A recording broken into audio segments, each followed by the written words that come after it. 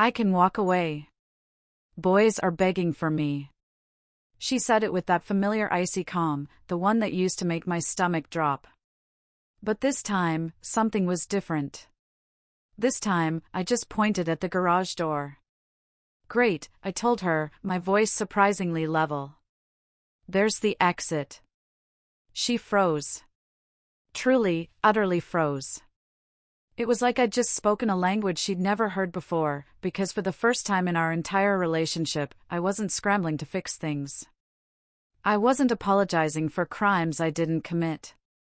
The look on her face was pure, unadulterated shock. Her script, the one she'd been using for over a year, had just been ripped up right in front of her. She'd expected panic, maybe even some groveling. Definitely not quiet indifference. That moment, standing in my garage surrounded by motorcycle parts and the comforting smell of oil, was when I finally understood. I'd been living in a pattern I didn't even recognize until it shattered. To really get how I got there, we have to go back a bit. Because this didn't happen overnight. My name's Ethan. I'm 29, and I work as a mechanical engineer in Austin. Decent salary, stable job, the kind of life where you can actually plan things and see them through. I've always been drawn to technical stuff, problem solving, building things with my hands. My garage had slowly become my sanctuary, especially after I bought this old Harley that needed some serious love. Tearing down an engine, tracing electrical issues, getting everything to hum perfectly again, that's my version of therapy. Chloe was almost my exact opposite. She was a freelance social media manager, an influencer. Her income came in waves, and her whole world revolved around image. We met about a year and a half ago at a coffee shop downtown. She was meticulously photographing her latte for Instagram, and honestly, I found her confidence attractive. She had this energy, like she owned every room she walked into. For the first few months, everything felt easy. We'd order takeout, watch movies, and I genuinely thought I'd found someone special. 8 months in, she suggested moving in together. I had a decent 2-bedroom loft, and for her, with that unpredictable freelance cash flow, it made financial sense. I covered the rent, utilities, groceries, streaming subscriptions, and what she called her work expenses, which included everything from ring lights to that fancy camera setup in the living room. She'd contribute when she landed a sponsored post, but she always framed it as her treating us or buying gifts, never as her actual share of the bills. The real problem started small. We'd be deciding where to eat, and if I suggested something she didn't like, her entire mood would just shift. Arms crossed. That studied, almost theatrical pose she'd perfected. And then the pause. She'd pick up her phone and start scrolling through her Instagram DMs, making sure I could see the screen. Messages from random guys, fire emojis, comments like, "Marry me," or "Let me take you to Napa Valley." Then she'd look up at me, a calculated arch to her eyebrow, and say, "I don't have to deal with this, you know." And like an idiot, I'd backtrack. Immediately. I'd cancel whatever I'd planned, apologize for nothing. It became her nuclear option for every tiny disagreement. I wanted to work on the bike Saturday afternoon. She wanted me at some downtown rooftop photoshoot as her accessory. Threat. I suggested ordering pizza instead of going out. Threat. I asked if we could split the grocery bill that month. Threat. Every single time, she'd weaponize the idea that other men wanted her, implying I should be grateful she was choosing me. The worst part wasn't even the threats themselves. It was how incredibly effective they were. I'd feel this tight knot in my stomach, this insidious panic that maybe I was being difficult. Maybe I was taking her for granted. Maybe I really was boring compared to whoever was sending her those messages. So, I'd cave. I'd cancel my plans, apologize for things I hadn't done wrong, and just try harder to keep her happy. I was covering about 80% of our living costs, but whenever I brought it up, she'd pivot. Talk about her personal brand, about investing in her future, about how relationships weren't supposed to be transactional. Except she had no problem being transactional when it suited her, dangling those DMs like proof that I was replaceable. She built this whole online persona around knowing your worth and never settling, but at home, she made me feel worthless. I started walking on eggshells constantly, second-guessing everything I said or did, always wondering when the next threat was coming. My focus at work started slipping. I stopped making plans with friends because I never knew when she'd need me for content.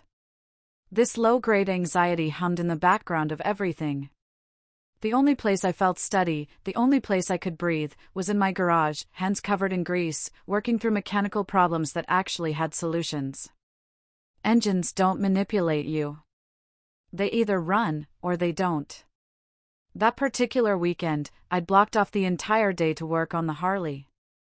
I'd been planning it for 2 weeks, ordered parts, cleared my schedule. I was finally making real progress.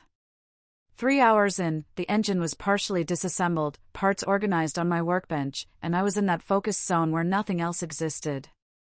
That's when Chloe appeared in the garage doorway, phone in hand, already radiating annoyance. She told me we had to leave right now for a photo shoot on some downtown rooftop. That this was important for her image. That a boyfriend was supposed to be supportive. I didn't even look up from the torque wrench I was adjusting. I just told her I'd planned this for weeks and she should go without me. Her expression shifted immediately into that familiar pattern, the crossed arms, the theatrical sigh. Then she pulled out her phone and started scrolling with exaggerated movements. She read off names like she was casting a spell. Jackson wants to take me to Napa Valley. Miles just opened a new steakhouse and wants me there. Liam keeps commenting about his Tesla. And then she delivered her favorite line. The one that had worked 50 times before. I can walk away.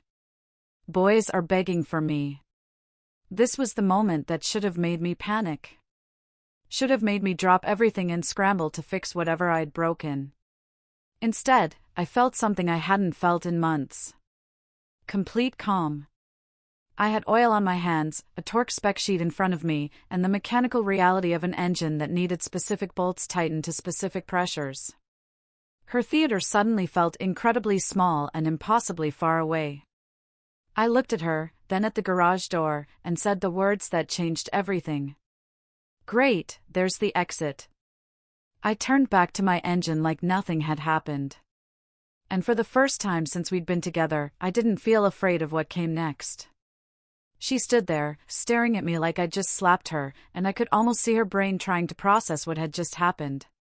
For the first time in our relationship, her go-to weapon had completely failed. She stammered something about me not fighting for us, about how I was supposed to care, but I just kept my eyes on the engine. I told her she'd threatened to leave about 50 times, and I was tired of it. That if she wanted to go, she should go. And if she wanted to stay, she needed to stop using other men as leverage. My voice was calm, almost flat, and I think that scared her more than if I'd yelled. She tried softening her tone, saying she didn't mean it like that, but I'd already checked out mentally. I went back to adjusting the torque on a cylinder head bolt, and she just stood there for another minute before turning and walking out. I heard her car start up, heard the tires squeal as she pulled out of the driveway way too fast, and then, silence. The weirdest part was, I kept waiting for the panic to hit, for that familiar knot in my stomach telling me I'd made a huge mistake. But it never came. Instead, I felt this strange lightness, like I'd been holding my breath for months and finally exhaled.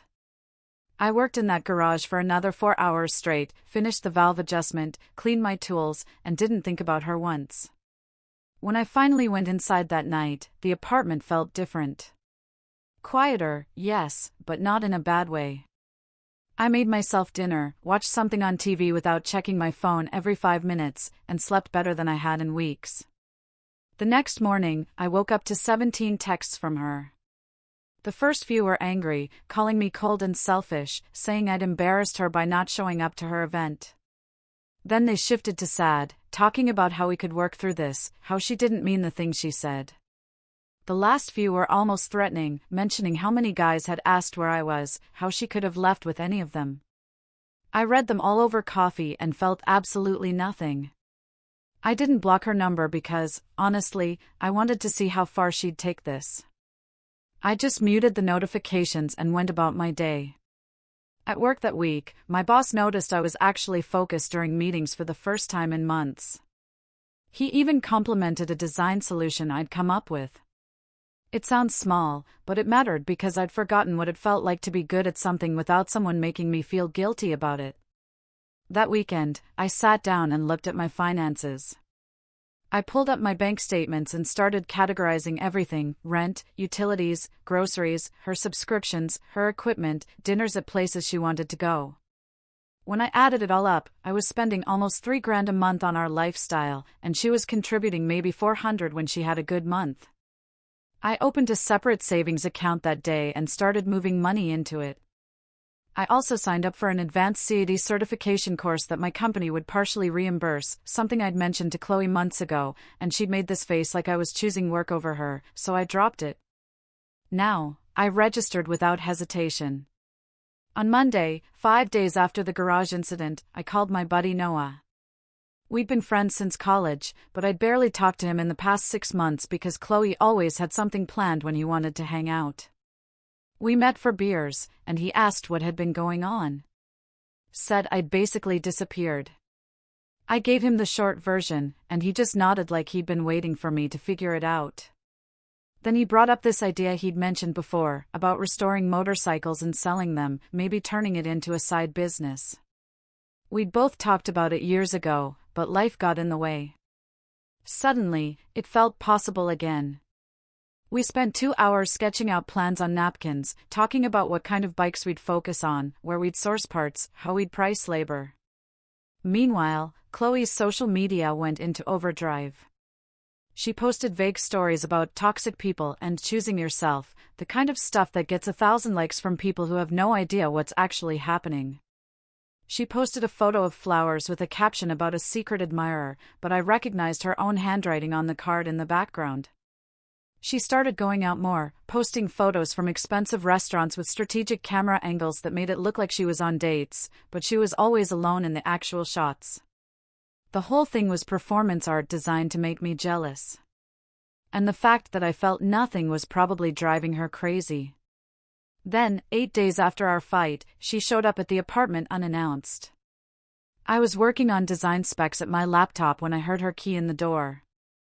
She walked in, and she wasn't alone. There was some guy with her, tall, expensive watch, designer jacket, the whole package. She introduced him as Miles, made a point of mentioning he owned a restaurant downtown, and asked if I minded if they grabbed some of her things she'd forgotten. The way she said it, the way she positioned herself next to him, the little hand on his arm, it was all so calculated. I just told them to go ahead and went back to my laptop. I could feel her watching me, waiting for some kind of reaction, but I just didn't have one to give. Here's where it got interesting, though. Miles started looking around the apartment and noticed the motorcycle parts one had organized on the dining room table, pieces I was cataloging for the potential business with Noah. He asked what I was working on, and I showed him some before and after photos on my phone of a previous bike I'd finished. The guy lit up.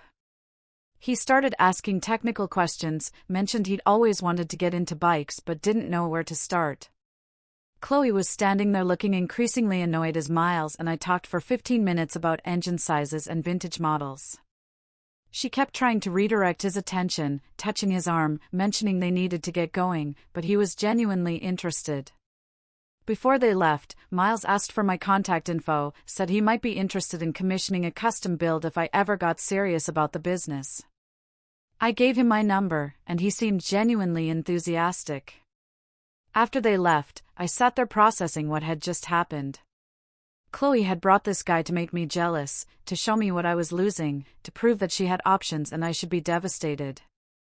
Instead, her backup plan had just turned into a potential client. I started laughing, I couldn't help it because the irony was just too perfect. That night, Miles texted, asking about pricing for a full restoration on a vintage Indian Scout.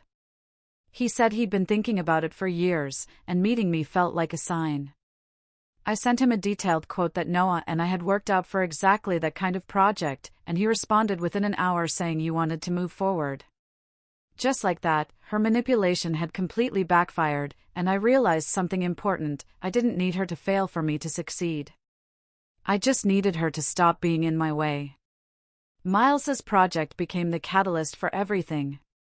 Noah and I started meeting every evening after work, planning out the restoration timeline, sourcing parts, setting up a proper workspace in my garage.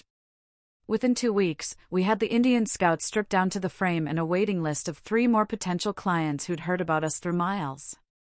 My income stayed steady from my engineering job, but now I had this side income building up in that separate account.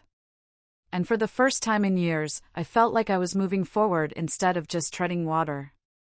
3 weeks after the garage confrontation, Chloe texted, saying her parents wanted us both at their anniversary dinner.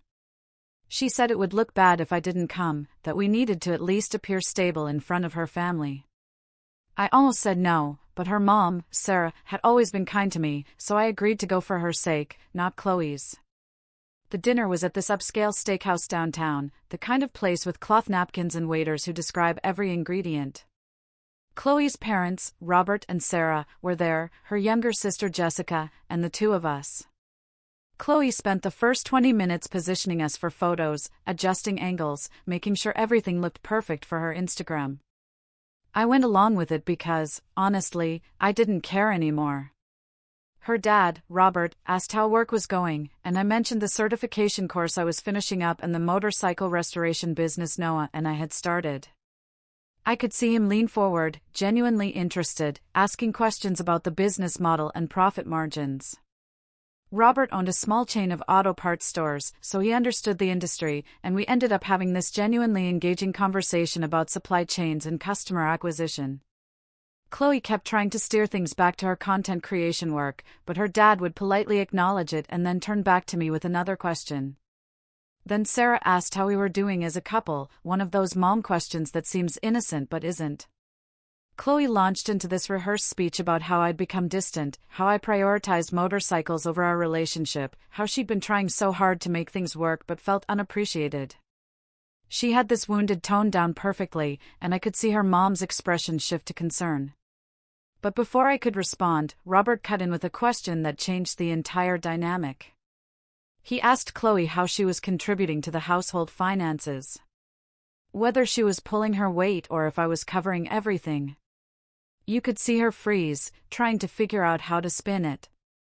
She talked about her personal brand, about investing in her future, about how she brought other value to the relationship beyond money. Robert just nodded slowly and asked what her monthly income averaged out to. And when she gave some vague non-answer, he looked at me and asked directly what percentage of our costs I was covering. I didn't want to embarrass her, but I also wasn't going to lie. So I said, roughly 80%. The table went quiet for a second, and then Jessica, who'd been scrolling through her phone, made this small noise and turned her screen toward her parents. She'd found Chloe's Instagram, the posts from the past few weeks. The photos that were carefully cropped to suggest she was out with other men, the captions about knowing your worth and upgrade complete. Sarah's face went from concern to confused to disappointed in about 10 seconds. She asked Chloe directly if she'd been seeing other people while living in my apartment. Chloe tried to backtrack, saying they were just friends, just networking, just content. But Jessica kept scrolling, showing more photos, more suggestive captions, and the story Chloe had been trying to tell completely fell apart. Robert looked at me and said something I wasn't expecting. He said, "Ethan, you seem like you have your life together and shouldn't settle for being someone's backup plan." The rest of the dinner was tense and awkward, and we left separately. I figured that was the end of it, that she'd move out quietly and we'd both move on. I was wrong. 2 days later, I came home from work to find suitcases staged by the door, ring lights set up in the living room, and Chloe wearing a white dress like she was going to a gallery opening. Her phone was on a tripod recording, and she was live streaming to her followers. I could hear her mid-speech as I walked in, talking about leaving a relationship where she wasn't valued, about choosing herself, about how hard this decision was. The comments were rolling in with heart emojis and supportive messages, and I realized this was her final performance, the big dramatic exit she'd been building toward. I walked into frame calmly, still in my work clothes with grease under my fingernails from helping Noah during my lunch break, and asked if she needed help carrying her bags to the car. The comments section immediately shifted. People were asking who I was, why I seemed so unbothered, whether this was actually mutual. Chloe's carefully constructed narrative started crumbling in real time. She tried to stay on script, but I could see her losing it. So, I just stated the facts plainly. She'd threatened to leave over 50 times. She'd posted photos with other men to make me jealous. I'd asked her to either commit to the relationship respectfully or leave. And she'd chosen this. I wasn't angry, wasn't emotional, just honest. Then I picked up 2 of her suitcases and carried them to the door. She ended the stream abruptly. That's when the real conversation happened. She broke down. Admitted she didn't actually have anywhere to go, that the whole thing was for attention, that she wanted to talk and figure things out. She cycled through every tactic: tears, anger, promises to change, accusations that I was cold. But I'd had 3 weeks to get clear on what I wanted, and it wasn't this. I told her she could stay with her sister until she figured things out, that I'd give her a week to get the rest of her stuff, and that we were done. She tried one more time, saying she'd change, that she'd get a real job, that she'd stop with the social media games. I almost felt bad for her in that moment because I could see she actually believed it.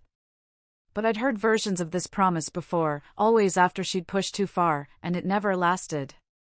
I told her I hoped she figured things out, but I was done being her safety net. She left that night, and the apartment went quiet in a way that felt permanent. The relief was overwhelming. Over the next 6 months, everything shifted. The restoration business took off beyond what Noah and I had projected. We ended up renting a small commercial space and hiring a part-time fabricator. I finished my certification and got a significant raise at my engineering job. I paid off my car, built up my savings, and started planning for a house with a real workshop. I also met Olivia, a structural engineer I ran into at an industry conference. She had her own career, paid for her own life, and seemed genuinely baffled when I mentioned my ex used to threaten breakups as manipulation. Our second date, we split the check without even discussing it. And she got excited when I showed her photos of the bikes we were working on instead of seeing it as competition for her attention. It was shockingly easy, the way healthy things are. I ran into Chloe one more time at a motorcycle show where we were displaying a finished build. She looked different, less polished, more real. She apologized, actually apologized, said she'd been immature and insecure and took it out on me. She saw Olivia standing next to our booth and handled it gracefully, even complimented the bike we'd finished. I thanked her for the apology and told her I hoped she figured things out, and I meant it. Walking away from that conversation, I realized the most important thing I'd learned. Someone who actually loves you doesn't hold the relationship hostage. And the moment you stop being afraid of them leaving is the moment you get your power back. The biggest lesson from this entire experience is recognizing that a relationship built on fear and control isn't a relationship at all. It's a hostage situation with better lighting. Real partnership means both people feel secure enough to be honest without weaponizing the relationship itself. And the difference between manipulation and genuine care becomes crystal clear once you experience both.